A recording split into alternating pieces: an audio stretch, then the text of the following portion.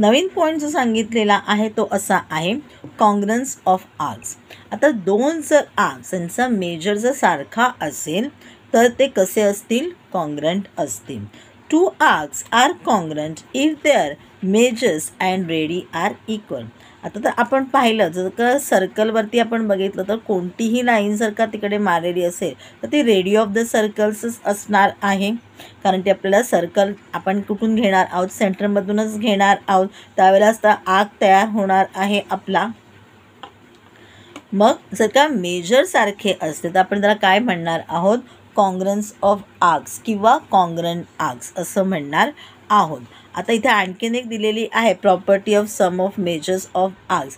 मी याच्या अगोदर तुम्हाला समजावून सांगितलेलं आहे किती छोटे छोटे आर्क्स येत असेल, एखादा तरी आपल्याला मेजरमेंट दिले असेल किंवा सेंटर ऑफ द सर्कल दिलेला असतो आपल्याला, centre angle of the circle दिलेला असतो आपल्याला, आणि मग आपल्याला बाकीचे काढता येतात किंवा एक दोन दिलेले असतात, एक दोन आपल्याला काढता येतात. किंवा जर का हाफ सर्कल केलेला असेल, ती सांगितलेली असेल की बाबा AC जी आहे ती आपली सेमी सर्कल आहे, मग त्याच्यावरसुद्धा आपल्याला 180 करून आपल्याला बाकीच्यांची उत्तरं काढता येतात.